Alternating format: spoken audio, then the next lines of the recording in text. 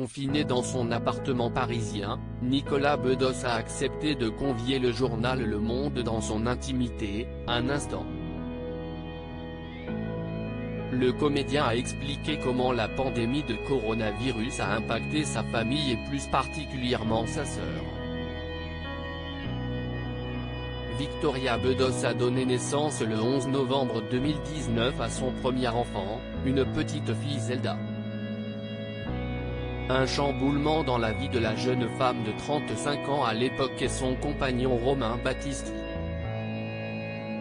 Ce dernier est le cofondateur du club parisien 1999, de la Maison Sage et le créateur de Ribot, un bar à vin festif situé dans le 11e arrondissement de Paris. Dans un entretien accordé au Monde, il raconte que Victoria Bedos et Romain Battisti traversent une période particulièrement difficile en raison de la conjoncture économique chamboulée par la Covid-19. Quand j'ai commencé à pousser des coups de gueule sur les réseaux sociaux au sujet du Covid, certains ont pensé que je me plaignais de ma situation.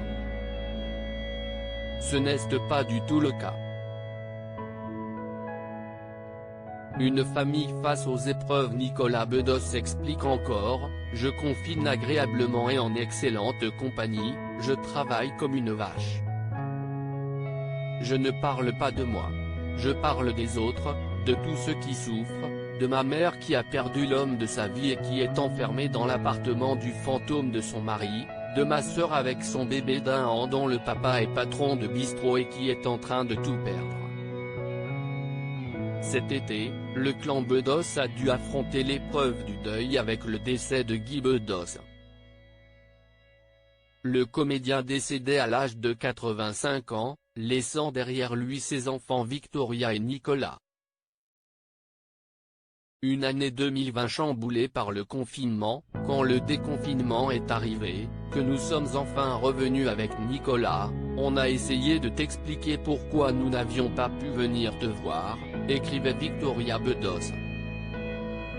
De derniers instants chamboulés, là, tu nous as regardé d'un air de dire, ils se foutent de ma gueule les deux petits cons. Et on est parti dans un fou rire avec Nico, un fou rire comme tu les aimes, car, en effet, ton fils et moi, on avait l'air de deux ingrats qui inventent un mytho à dormir debout pour justifier notre absence à tes côtés.